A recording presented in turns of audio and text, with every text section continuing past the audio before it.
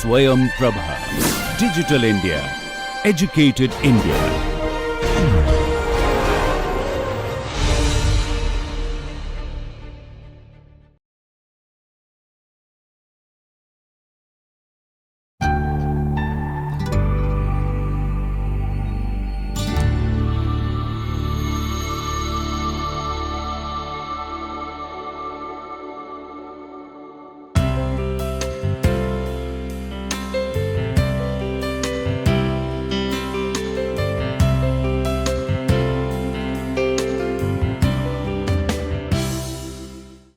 Hello student, let us discuss atonement from the point of view of theme, form and style. Perspective is key theme in atonement, largely because it is quite complex. Briony sees what unfolds between Cecilia and Robbie through the perspective of a young child that does not understand matters of sexuality.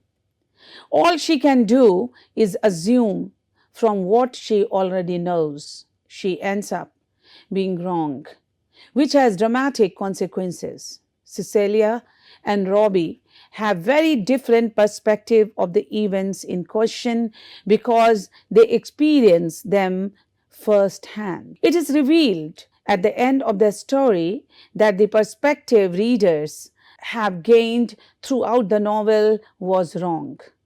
Briony has created this story to make up for what she did as a child. This means that everything we have read has been through Briony's eyes.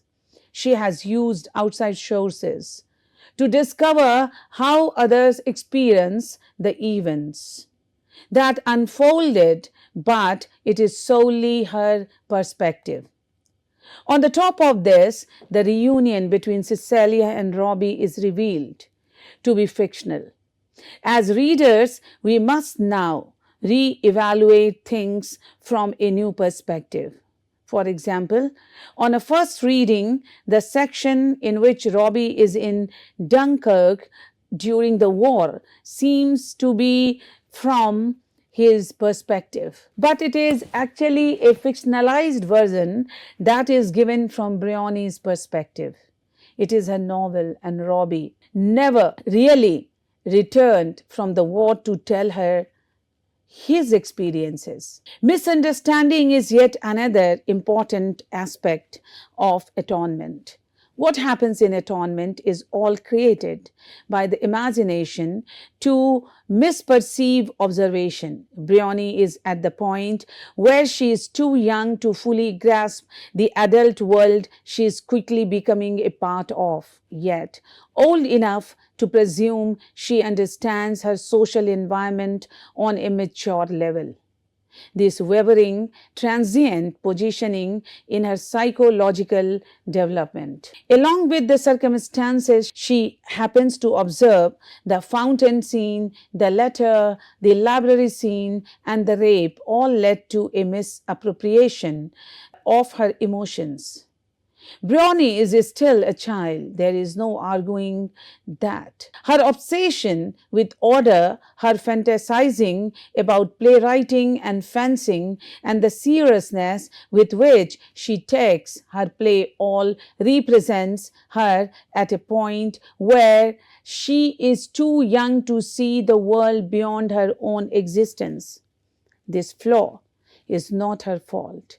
It is a part of the psychological maturing process. It should be noticed how so much of the action takes place in a state where some senses are obstructed or absent while others are available.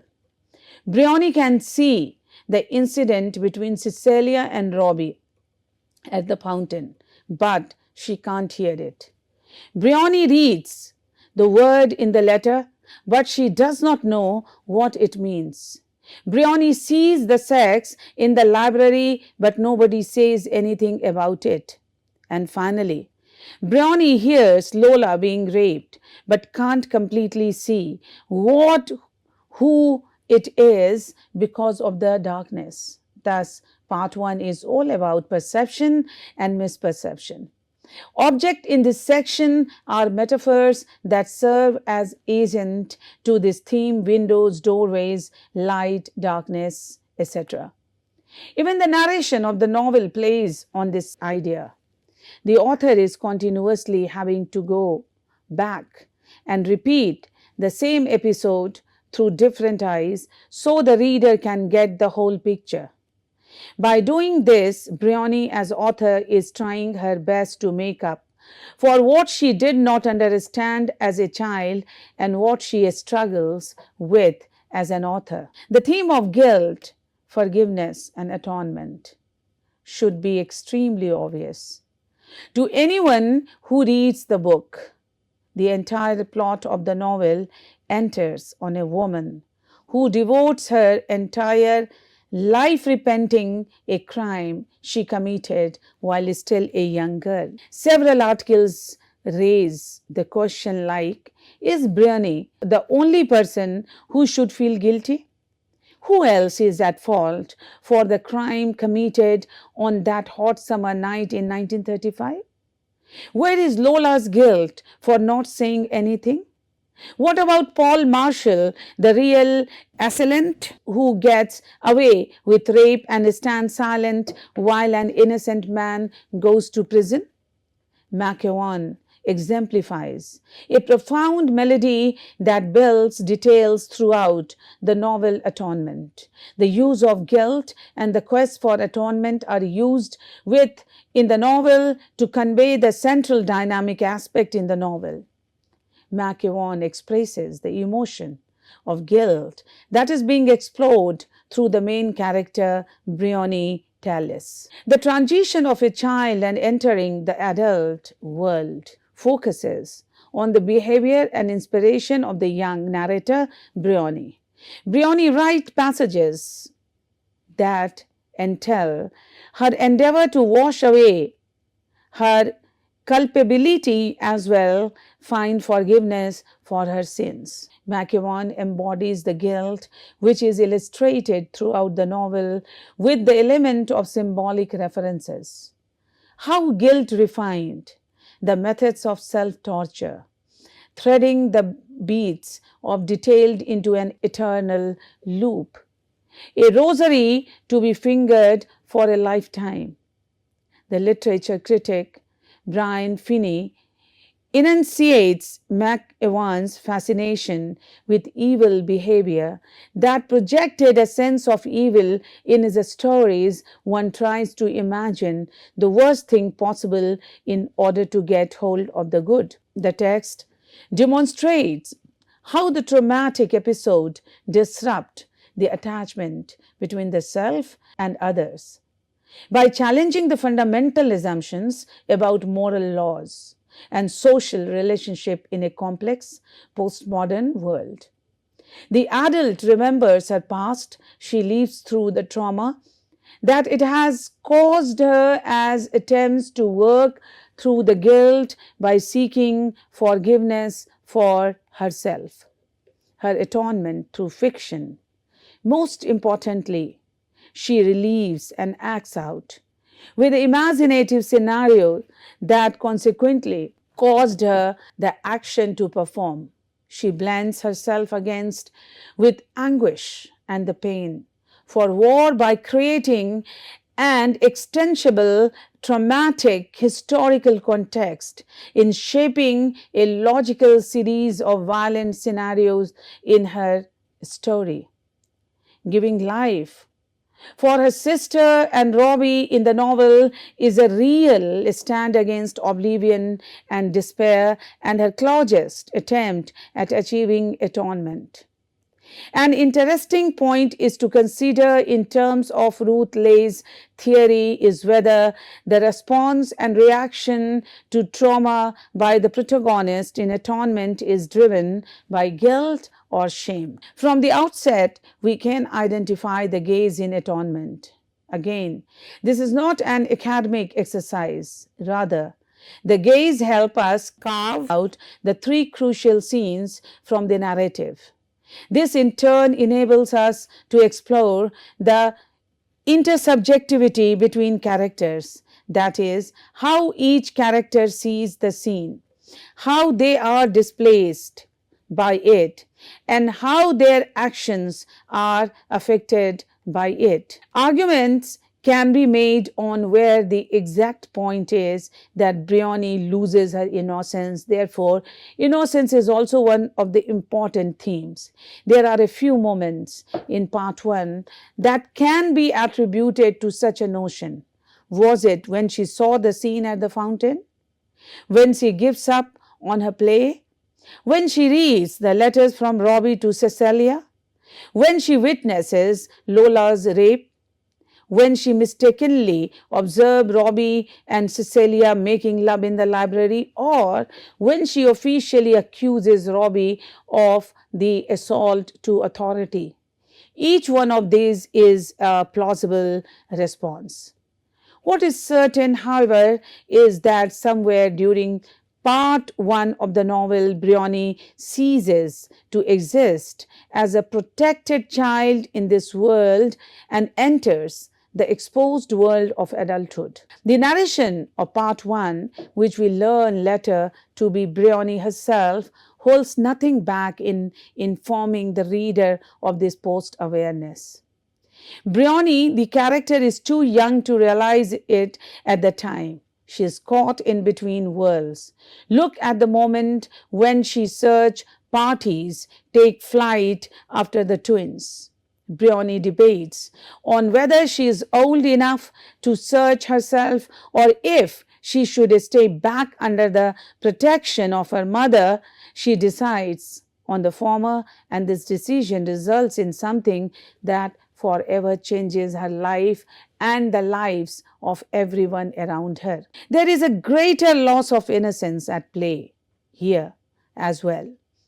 War rips the entire country apart and eventually the world. The bliss is innocence, and that was being enjoyed by Europe following the war to end all wars, is about to be stripped in force. This innocence is represented in Leon Tallis, a character who leaves for the weekends in London, doesn't think there will be a war, and feels all people are primitively good-natured. It is not typical to say that war is a theme in any book, but it is a very important part of Atonement and something that needs to be addressed as a separate component to the overall themes of the book. McEwan is a known activist against war and as a writer who takes a personal interest in World War II history. His father was a major in the British Armed Forces, and McEwan grew up in different areas of the world in army camps while his father was serving his duties. There is not too much to be said on it. The two world wars that took place in Europe in the first half of the 20th century are events that changed the course of human history. McEwan's Atonement draws focus on the lasting effects these events had on the British psyche in hopes of assisting in the prevention of it from ever happening again. Social class is yet another theme or form of the novel. The inequities and injustices of social class appear throughout the novel. The most obvious example of the relationship between Robbie Turner, son of the Tallis charwoman, and Cecilia Tallis, daughter of the ministry employed and wealthy Jack Tallis. It is because Briony thinks that her older sister is in grave danger of falling beneath her class that she sets out to protect her. Placing social distinction above love to common sense for Briony, and her condemnation of Robbie proves this faculty to hold up in the courts. As for Cecilia, she is the only character in the story to deal with these issues head on. After realizing her unfair behavior towards Robbie while at Cambridge together, Cecilia has the courage to announce her love for him when she defends the letter being passed around the living room for all to read as evidence of Robbie's sex maniac ways. Even when he is arrested, she stands by him and soon thereafter disowns her family to become a nurse living in a terrible flat in North London. The only other person accused of the rape is the other servant, Danny Hardman. And even when his father provides a perfectly suitable alibi, it is not presented without question and doubt. Paul Marshall, on the other hand, the filthy rich guest to the home who is actually responsible for the crime, is never even considered or questioned. As part of Brioni's self-administered punishment, she joins the nurses in the lower class where she sees herself as a slave.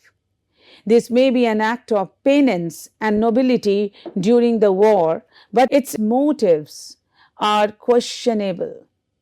Notice how by the end of the novel, Briony is admitted back up the ranks of class, having a chauffeur and a lovely flat in Regent's Park.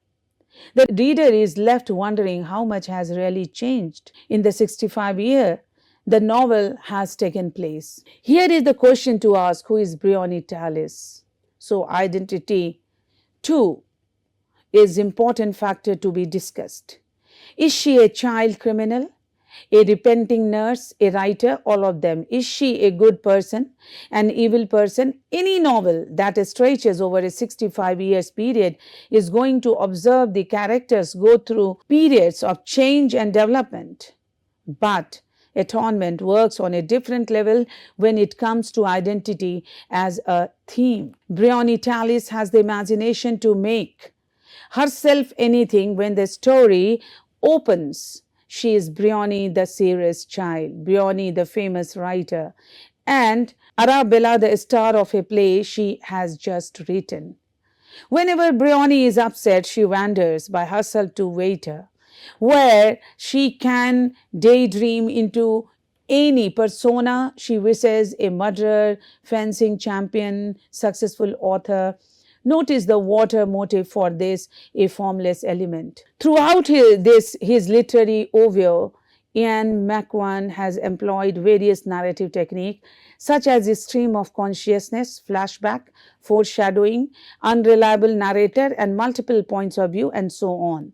The purpose of using these techniques is to make his novel more interesting and establish a strong bond between the reader and his text. There is no doubt that McEwan is a well-received writer by readers as well as critics, and this highlights the fact that he has been successful in using these narrative techniques in his novels. The utilization of these techniques has rendered excellence and artistic beauty to McEwan's novel. Atonement is told by an omniscient narrator, making the event described inherently untruthful. Briony, the all-knowing narrator, and one of the main characters, takes this to a whole new level. By the end, most of the events of the movie can be questioned as to what is real and what is not. Even in the novel also, all we know for certain is that movie or novel directed by Joe Wright follows the story of a novel within the fictional world of the film. The author always decides what happens, and all loose ends can be tied as they see fit. This is evident when she claims to see Robbie rape Lola. It fits her suspicion of the family servant when she comes up with throughout the day as she observes Robbie and Cecilia relationship. Without bothering to know the truth, she concludes that her crush must be a sexual predator.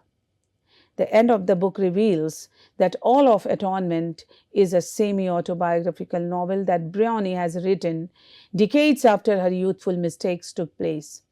This framing device gives new signifying power to the self-conscious storytelling and narration that appear throughout the plot. As Briony grows up, Her approach to storytelling evolves to reflect her maturity as a human being. The novel is characteristics of intertitles at different levels, including Part 1, Part 2, Part 3, London 1999, and 14 headings from Chapter 1 to Chapter 14 in Part 1. As mentioned above, the title Atonement is significant to the presentation of the text, whereas Part 1 and its 14 headings reveals of the little textual information, so the reader can not directly deduce the textual intent of the first part simply from the literal meaning of these headings. On surface, these headings arranged are a little wordy, but they allow the reader to construct their cognition about the narrative techniques of the text. This also reflects McEwan's originality in narrative strategy. Part 1, instead of adopting an omniscient narrative perspective, narrates the story from third-person internal focalization by different characters, hence the headings of 14 chapters. With the constant shifts of third-person internal focalization, the reader has to work out the narrative meaning in complex narrative structure until the reader gradually perceives the complex internal focalization and construct their understanding about narrative significance. Indeed, McEwan requires active readers to participate in the construction of the meaning of the text. The initiative is inseparable from the well-designed chapter layout. If the headings of 14 chapters were all deleted, the boundaries of multiple internal focalization would be removed, which is not conducive to the communication of author's narrative strategy with the reader or to the construction of the textual meaning by the reader. Therefore, the 14 chapters as a paratext that facilitate the presentation of the complex narrative strategy in Part 1 and constitute the important clues reserved for the reader to understand the narrative structure and actively construct the textual meaning. The novel also showcased a great amalgamation of both traditional and contemporary narrative techniques. It's written in the form of metafiction, which, despite of being in practice earlier, is associated with postmodernism and contemporary literary trends in fiction. Other techniques such as stream of consciousness and flashbacks are associated with the modern period, which ended in late 1920s of English literature. Techniques such as flashback, foreshadowing, unreliable narrator, and multiple points of view give a rich and complex structure to the novel. The techniques also help in binding readers to the text and engage critics for a long time. Ian McEwan explores the literary technique of a stream of consciousness in his many novels, and it is employed in Atonement too. This construct an immersive and rich reading experience. A stream of consciousness is a narrative device that gives a written description of a character's thoughts and emotions in the reader's mind. This technique has been used rigorously and was famous during modernist period of English literature. In Atonement, based on the World War II, McEwan has used this technique to provide a sneak peek into the inner conflicts and wars of central characters like Briony, Robbie, and Cecilia. Their fragmented nature of thoughts and emotions experienced by the major characters has been described into the novel by the use of this technique. Briony, a writer herself, is compared with Virginia Woolf, who is credited for establishing a stream of consciousness technique by her editor, who thinks the writing of Briony are imitations of the Woolf's technique. Ian McEwan also uses the narrative techniques of flashback, which helps him in creating a complex and layered structure for his novel. As the name signifies, the flashback technique is used to achieve a shift in action from present time to a time period which has past. The technique of flashback plays a significant role in the novel Atonement, as the story is divided into three time periods: first before the World War, second during the war, and third long after the war. This division needs frequent movements or shifts to previous time and incidents to establish a strong narrative. The technique is employed from the very beginning of the story when the reader is introduced with the childhood of Briony Tallis and the nature of her relationship with her sibling. The main purpose of this technique is to provide the reader the necessary information about the characters, their behavior, and their relationships, and help the reader to enjoy a better understanding of their actions. McEwan is known as a writer who allows his novels to evolve naturally, and for this he incorporates different point of views. The understanding of the readers about the story and events is based on several viewpoints of the characters and not on the authorial voice. He, through the use of various viewpoints, successfully depicts that how a single event is capable of distilling totally different interpretations and have different impacts on the lives of character. Apart from above mentioned narrative techniques, Ian McEwan also employs unreliable narrator in Atonement, who cannot be trusted for certain regions to add a different level of complexity to the plots of his novel. The technique also enhances interest of the reader as it creates suspense and thrill and highlights the issue of lack of trust. In Atonement, Briony is unreliable narrator who cannot be trusted by the reader, and the reason behind this unreliability is Briony's narcissist attitude, immaturity, and tendency to change reality by using her imagination. Briony is very young when the novel begins, and she develops a tendency to distort incidents. Through her imagination, she wants to be the center of attention of everybody, and she is ready to do anything for it. Her false accusation of Robbie's Lola's rape is also inspired by the fact that she misunderstands because she wants to see the things the way she wants them to be. All this contributes to the heightened unreliability of Briony as a narrator. Moreover, Briony does not reveal that she is a narrator of the novel till end, and this also adds to the distrust about her story of happy reunion of Robbie and Cecilia in the end. The unreliable nature of narrator in the novel Atonement leaves reader to speculate at several points. Like so many epistolary works, Atonement offers a material exploration of letters. Robbie's letter is the signifier in the story, but there are 8 different letters in the text, each a signifier in its own right, each making up a signifying chain. The novel considers the line between what is public and private in letter writing. In the 18th and 19th centuries, letters were frequently read aloud. This practice is echoed, but with a difference.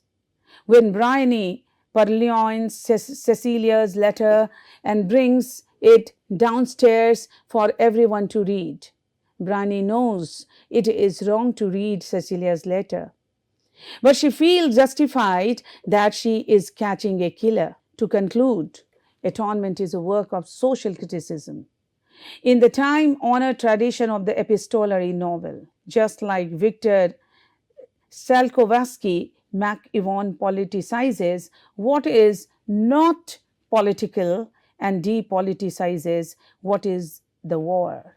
In the end, the war is won, but everything is lost: the lovers, the people, and the grand family manor, which is in the end converted into a hotel for tourists. The critique of wartime England extends beyond that.